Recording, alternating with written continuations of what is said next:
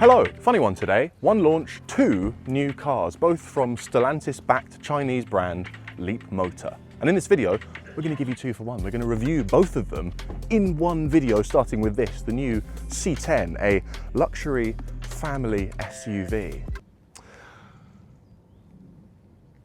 It's all right. Moving on. This is the new Leapmotor T03, and to me, it is by far the more interesting of the two, despite the fact that it's actually not very new at all. Love the Fully Charged show? Join us live in the South this October and in Australia, London and Canada in 2025. It's been almost 3 years since Elliot reviewed this car for us in China, and on the surface, not much has changed in that time. It's got the same face, still looks like a smart 4.4, got frisky with one of the pigs from Angry Birds. So, if it's not especially new and not especially nice to look at, why am I so excited about this car? Simple. Because it's small and cheap. Remember small, cheap cars? It's fair to say that at this moment in time, China's conquest of the European market hasn't got off to a flying start. It's not going badly. BYD are certainly here to stay, and some others are having decent success in select parts of the continent. But it remains pretty rare to see a Chinese EV on the road in the UK. And I think that's for a couple of reasons. Number one, the Chinese cars that most appeal to us are the small, cheap ones that we have almost no equivalent of here in Europe. Yet thus far, Chinese brands have appeared more interested in sending over bigger, more luxurious models, perhaps in an effort to combat prejudices about Chinese build quality. The thing is, well, we've already got big, expensive electric cars here, lots of them, very nice ones. And the truth of the matter is, the bigger and more expensive a car gets, the less you want the badge on the nose to be one your mates have never heard of. Reason number two, and this is the biggie. The handful of cheapish Chinese cars that have made it across to Europe keep on getting all expensive on the boat ride over. Take the Aura Funky Cat. In China, that car starts for the equivalent of less than £11,500. But somewhere along its journey up the Suez Canal on the ship, it has a couple of wines and it looks in the mirror and it says, "Oh, you're worth so much more." And it gets off the boat at Dover costing 33 grand. It triples in value. Wish my car would do that. And that brings us neatly back to this, the T03, because this appears to be a small, cheap, electric Chinese car that is still going to be cheap when it arrives in Europe. And we'll talk about the clever things they've done in order to achieve that in a moment. But first, let's just get reacquainted with it. Now, I won't bore you with a design walk around because there's not very much design to talk about. And also, Elliot's already done a review. So I'll just say it looks like this. It's kind of cute in a sort of pygmy hippopotamus in a Thai zoo sort of way.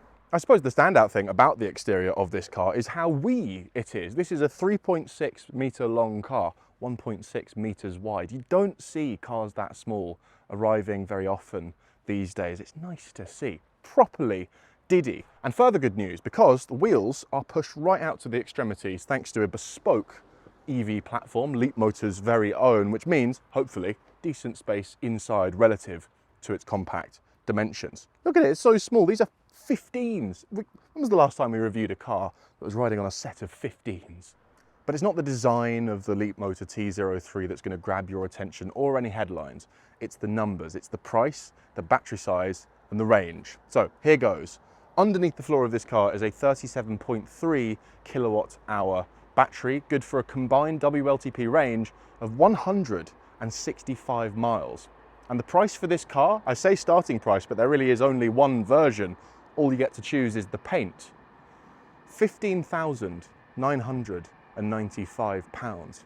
Now that puts this car in between the only two existing cheap electric cars on sale in the UK right now, the Dacia Spring and the Citroën EC3.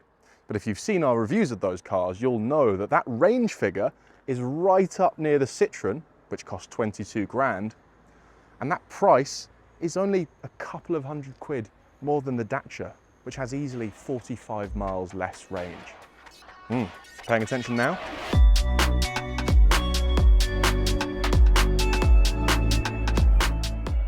Nice comfortable little squasher, I have to say. Not quite as pillowy as the blissfully relaxing Citroen EC3, but again, a lot more refined than the Dacia Spring, which this competes with directly on price.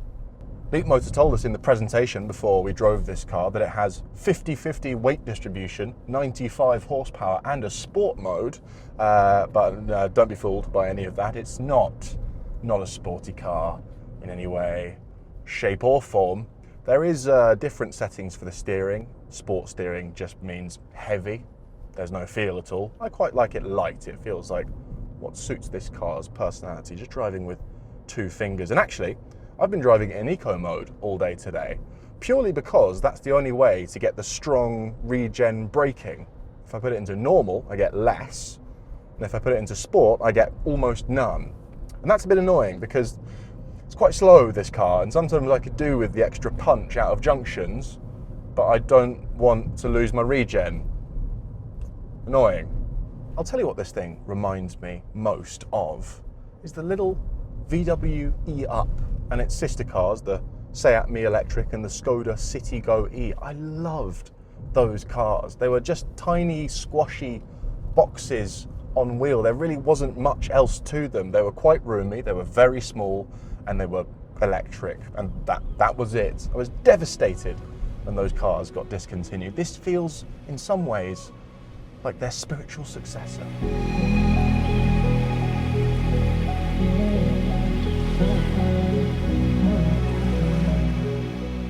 Bright interior of the Leapmotor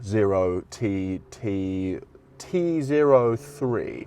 Let's talk about it. There is not a huge amount in here, but there is plenty to discuss. And the first thing I want to say is it feels quite well put together. There's a nice thunk to the door. You indicate there's a nice weight and solidity to the switchgear.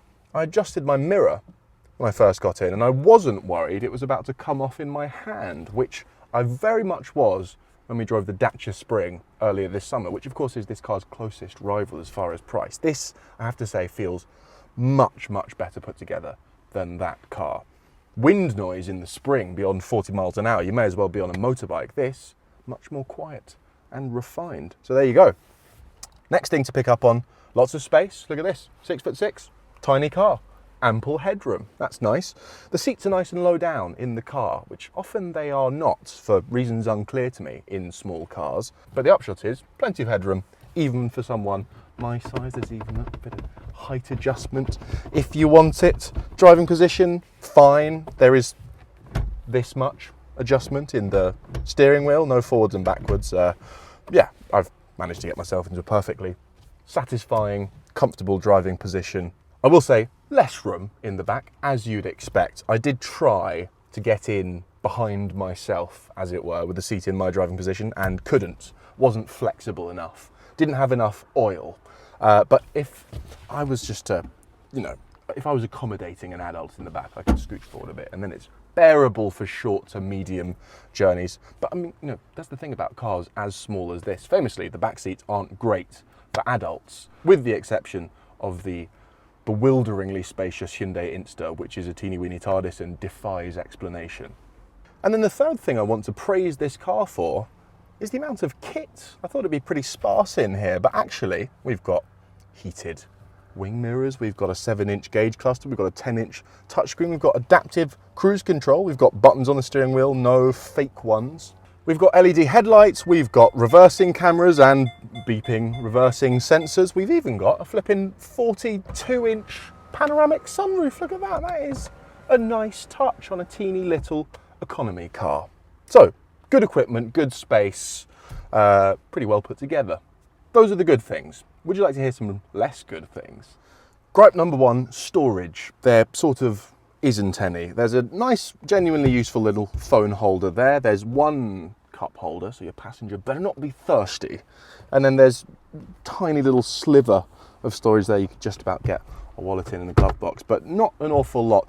I like the open plan thing. It's quite nice to be able to slide across if you're parking up against a wall, but maybe just an extra cup holder in a storage bin would be more useful. Second gripe is these. Look, what's that? USB-A's? What is this? 1952? Is there a cassette player in this car as well? No more USB-A car brands. We're done with those. I don't have the cable anymore. Am I overreacting? No, I'm not. It's outdated, right? Yeah, Andy agrees. The big gripe, however, with the interior is this screen. I thought I liked it being a bit lower down because it's quite nice to just drive and not have a screen in your face for a change. But that does also mean it's out of your sight line, so you have to really look down to check on your directions. It also means if you're tall, you're going to bang it with your knee, especially sat in the passenger seat. But the main problem is the software itself. I was led to believe that China were years ahead of Europe as far as their software, as far as their touch screens and the responsiveness. So this one must also be from the 1950s. By that logic, the graphics are really bad. You can actually see the pixelation of the little icons down here. This is annoying as well. If I adjust my climate, there's no number for the temperature. It's just slightly more orange or slightly more blue. What does that mean? I don't know. And worst of all, no Apple CarPlay. So you actually are stuck with this slightly cruddy navigation system. Oh, I think I'd rather get the A to Z out, to be honest. I just don't understand fitting small, cheap cars with screens at all. For the love of God, take a page out of the book of the old VW Up. Just give me a phone mount on the dash. Save yourself the money, save me the pain of having to interact with this thing at all.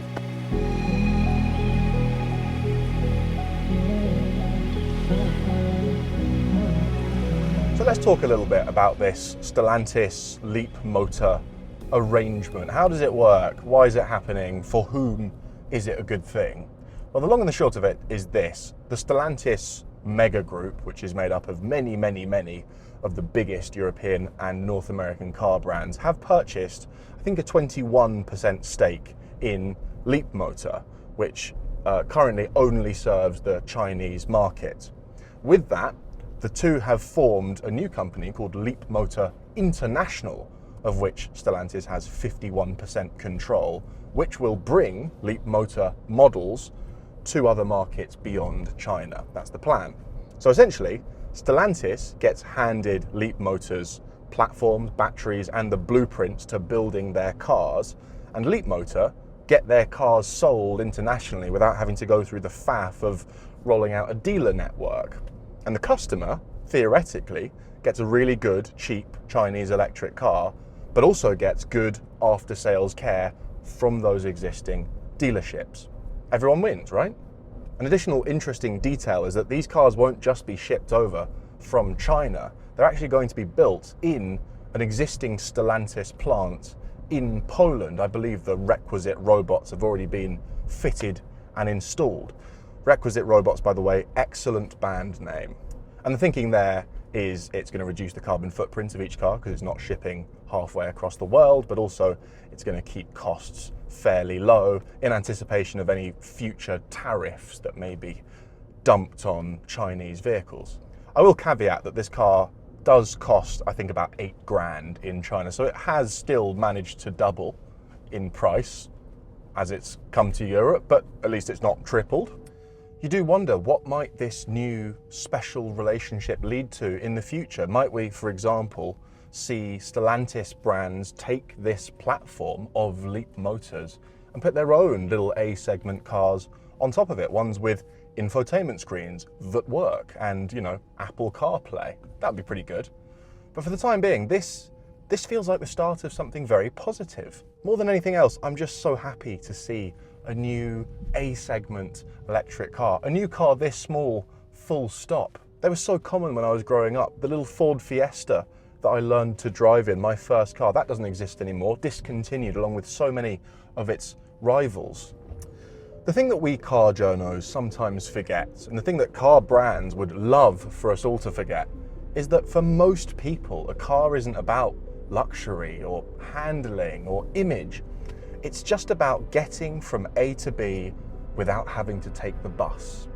And once upon a time, there was a wide array of small, cheap cars that served that very purpose and not much more. And they're not really a thing anymore. So I could sit here and nitpick the Leapmotor T03 and tell you the graphics on the touchscreen are a bit crap and it's a bit boring to look at. But actually, what it is is more than enough for a lot of people. And if this car's technology, if the platform it sits on is to become available to the Stellantis supergroup with its many brands and spawn many other small cheap cars, then it's a thing to be celebrated. And actually what makes me really excited about small simple electric cars like this isn't the fact that you can have one now for 16 grand, it's the fact that in 10 years time you'll be able to have one used for 4 or 5 grand. So there we go, the Leapmotor T03. Far from perfect, but far too important for me to really care. Please make sure to like and subscribe, and if you have been, thanks for watching.